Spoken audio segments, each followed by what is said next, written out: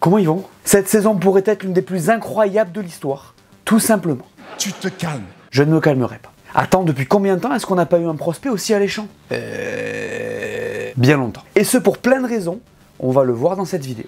Attends, pour commencer, ça fait peut-être 10 ans, et encore, que les championnats n'ont pas été aussi ouverts. Au moment où on se parle, il est impossible de savoir qui sera champion, et on pourrait avoir 4 équipes qui se battent aux avant-postes. C'est incroyable, mec. Le meilleur dans tout ça, les gars, c'est qu'il y a plein d'autres choses qui vont venir pimenter cette saison. Des pilotes qui ont changé d'écurie, avec Lewis chez Ferrari en prime au cas où vous auriez oublié. Des rookies en veux-tu en voilà. 3 Français sur la grille. Qu'est-ce que c'est que cette saison qui nous attend? Eh bien, c'est ce qu'on va voir dans cette vidéo. Allez, on en parle. Vous êtes toujours plus de 40% à regarder les vidéos sans être abonné.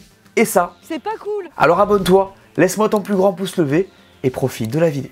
Les gars, avant d'aller plus loin, j'ai 2 vidéos que je veux que vous alliez voir après celle-ci. La première, c'est celle de mon aventure au Rwanda pour les FIA Awards. Allez au moins la voir pour l'intro parce qu'on s'est donné. Et la seconde, c'est la dernière vidéo de la chaîne Lucas Raconte sur les frères qui ont créé Puma et Adidas. Passez à me donner de la force sur cette chaîne en vous abonnant aussi. Je vous mets les liens en description. Bonne vidéo sur cette saison 2025.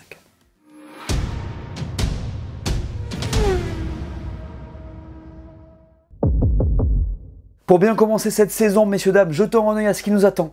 Découvrons le calendrier. Alors d'abord, on va avoir le reveal de toutes les F1 le 18 février à Londres. Vous avez capté, ça change un peu par rapport à d'habitude. Puis on partira à Bahreïn pour les tests de pré-saison du 26 au 28 février. On reparlera de ces tests en détail avant qu'ils commencent. Après ça, on aura 2 semaines de pause pour tout finaliser et on commencera la saison en Australie. Et oui, cette saison, ça change. On va commencer à Melbourne comme au bon vieux temps. Ceux à qui ça fait plaisir, levez la main. Je me disais bien qu'il y en aurait plein. Direct après, on ira en Chine. On enchaînera avec le Japon, Bahreïn et l'Arabie Saoudite en triple header. Déjà, ça pique un peu. Ensuite, c'est Miami qui est un peu isolé. Puis on repart sur un triple header avec Imola, Monaco et l'Espagne. 2 semaines plus tard, ce sera le Canada, suivi 2 semaines après par l'Autriche et Silverstone. Et on finira cette première moitié de saison par la Belgique et la Hongrie. Là, on se fera un mois de pause. Bien mérité. Et on reprendra avec les Pays-Bas et Monza. 2 semaines plus tard, ça sera Bakou. Encore 2 semaines plus tard, ça sera Singapour. Et encore 2 semaines après, ce sera Austin et Mexique. On relaissera une pause et on se retrouvera au Brésil. Et on terminera sur un triple header des familles, Vegas, Qatar, Abu Dhabi. 24 Grands Prix entre le 16 mars et le 7 décembre. Ça va être sportif. Alors vous avez capté, c'est un peu différent de l'an dernier puisque ça commence plus tard, ça finit plus tôt. Et on a de moins longues pauses comme ça a pu être le cas en 2024. Ça va être chaud les gars, ça va être chargé. Mais croyez-moi, on va bien rigoler. Les nouvelles règles de la F1 en 2025. Parce qu'il y en a les gars. Et si vous ne le saviez pas, c'est pas grave, je suis là pour ça. D'abord, des petites choses. Le poids minimal des voitures passe à 800 kg puisque le poids minimum autorisé pour le pilote passe de 80 à 82 kg. Avec le casque et les équipements, entendez-moi bien. On met en place un nouveau système de refroidissement pour le pilote et on interdit indirectement mais fermement les mini DRS. Tapez mini DRS McLaren Bakou, vous allez comprendre de quoi je parle.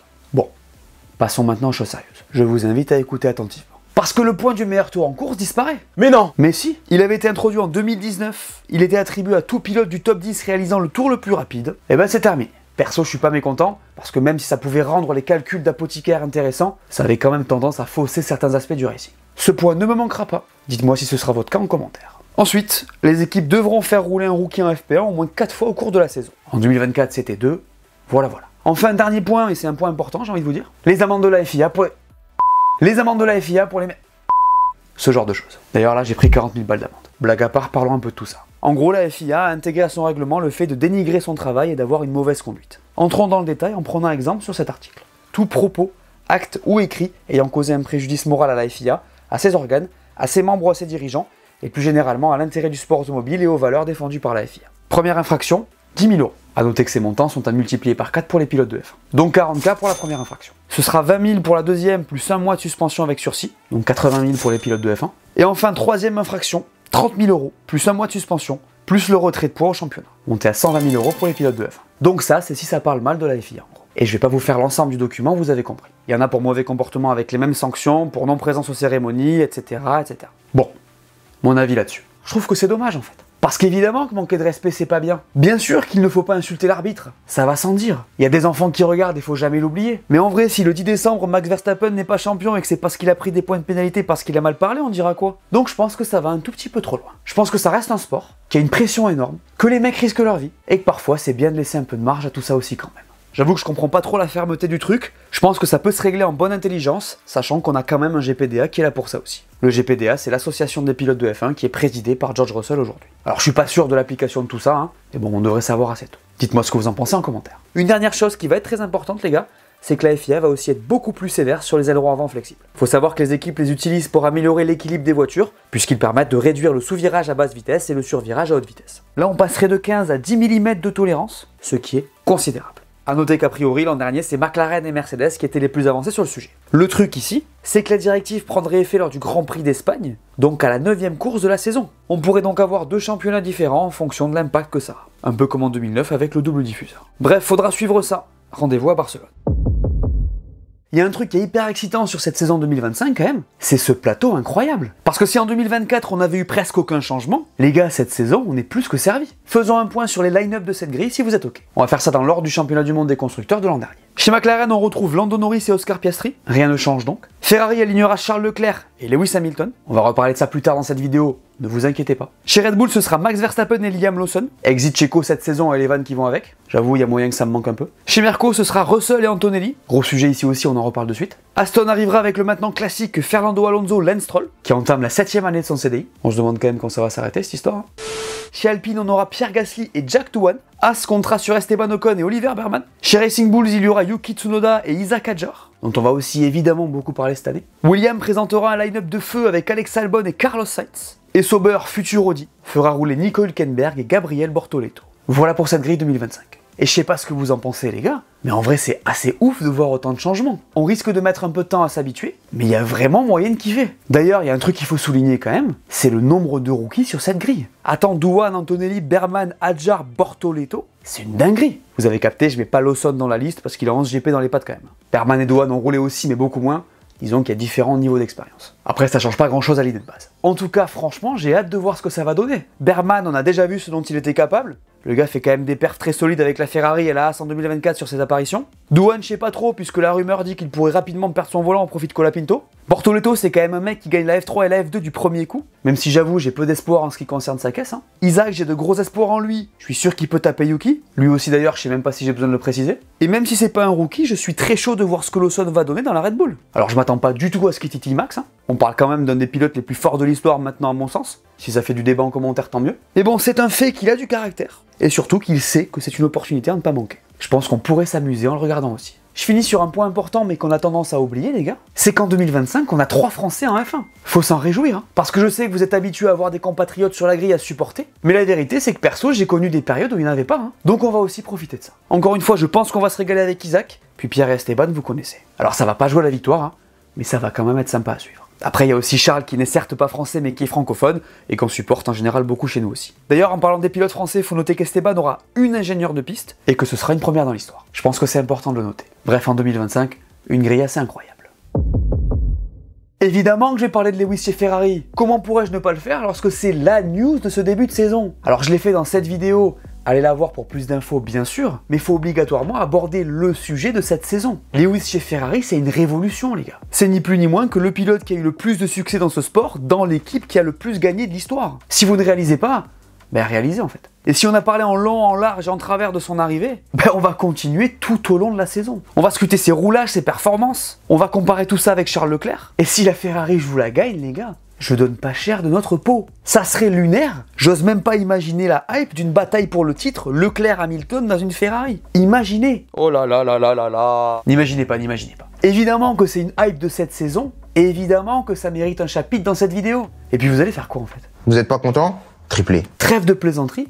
Ça va être épique et on va se régaler. Un point, c'est tout. Tu n'es pas optimiste? Ça ne te fait pas kiffer? Ben sors mon ami. Non je déconne, reste là et lâche-moi un grand pouce levé. Vous êtes tous les bienvenus ici.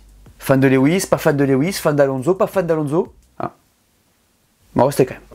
On va se détendre, Lewis est chez Féfé. Quoi qu'il en soit, j'ai parlé de ces challenges d'intégration dans la vidéo sur son arrivée. Y a pas grand chose à dire de plus à part qu'il a craché la voiture à Barcelone en essai.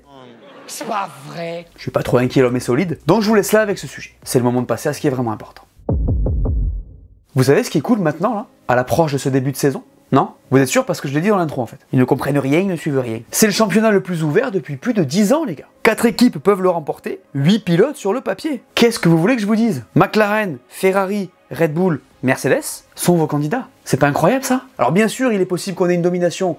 C'est jamais impossible. Mais on est sur la dernière année d'une réglementation, et vu la convergence des perfs qu'on a vu l'an dernier, il y a moyen qu'on se régale. En fait, dans la lignée de ce qu'on a vu en 2024, 7 mecs qui ont gagné au moins 2 courses, je vous le rappelle, et ben on part sur un championnat complètement imprévisible. Sur le papier, les voitures seront des évolutions de celles de l'an dernier, même si certaines équipes comme Ferrari font évoluer 99% des pièces. Les tifosi, je vous vois, arrêtez de stresser. Donc tout est possible. D'ailleurs, il y a un truc dont il faut qu'on parle avant d'entrer dans le détail sur les équipes, parce que ça va jouer, c'est que depuis le 1er janvier, les teams ont le droit de bosser sur leur voiture de 2026. Du coup, la question est, qui va commencer quand à basculer ses ressources sur l'année prochaine? Alors ça, c'est très tordu, mais bougrement intelligent. Parce que ce genre de nouvelles réglementations hyper complexes, les gars, moteur qui plus est, ça se prépare. Et comme dirait l'autre, le plus tôt, le mieux. Parce que quand je dis que ça pourrait compter, je déconne pas en fait. Regardez ce que ça a donné pour Merco qui décale son boulot sur la voiture de 2022 en 2021 pour jouer le titre. C'est sérieux ce que je vous dis. Bon, il y a le contre-exemple Red Bull, mais vous avez capté. Tout le monde n'a pas Adrian Newey. Donc ça va entrer dans l'équation, notez bien ça. Et pour aller plus loin dans le teasing de ce championnat, eh ben on va regarder la dynamique des équipes. McLaren a une paire de pilotes ultra solide avec Piastri et Norris, une équipe technique qui a fait des miracles en 2024 puisqu'elle a fait de cette voiture la meilleure du plateau. Un Lando qui a fait une saison pleine d'apprentissage qui l'aura renforcé de fou. Il gagne le dernier GP de l'année, ça promet. De son côté, Piastri a beaucoup moins bien fini, mais il va avoir la dalle. Cette équipe McLaren, elle fait peur. Et que dire de Ferrari? La dynamique est folle sur la deuxième partie de saison l'an dernier. Lewis, j'en ai parlé. Charles, pour moi, il fait sa meilleure saison et c'est une année d'expérience de grande valeur. C'est très solide chez eux aussi. Red Bull, de leur côté, c'est peut-être un peu plus compliqué. Moins solide sur le deuxième pilote. Rien de nouveau a priori. Mais ils ont quand même un mec à son prime qui est assez largement au-dessus du reste depuis quelques années. Ça compense peut-être. On l'a vu au championnat l'an dernier. Et enfin, Merco, c'est le point d'interrogation. Russell, il est très solide sans aucun doute. Il y a un gros point d'interrogation sur Antonelli. En vrai, je pense qu'il lui donne cette saison pour apprendre. Je vous rappelle qu'il a 18 ans. Et puis ça va dépendre de la voiture, quoi. Est-ce qu'enfin ils vont sortir un concept qu'ils comprennent? Telle est la question, les potes. On devrait savoir ça assez rapidement. En vrai, tout ça va se jouer du côté du développement. À qui fera quoi à ce niveau-là en ce qui concerne les ressources, notamment vers 2026. Mais j'espère que ça se jouera surtout sur la piste. En tout cas, perso, je suis très hypé par cette nouvelle saison. Je mettrai un bon 9 sur 10 si vous me demandez de mettre une note. Dites-moi en commentaire ce que vous mettriez aussi. Et évidemment, je viendrai vous répondre.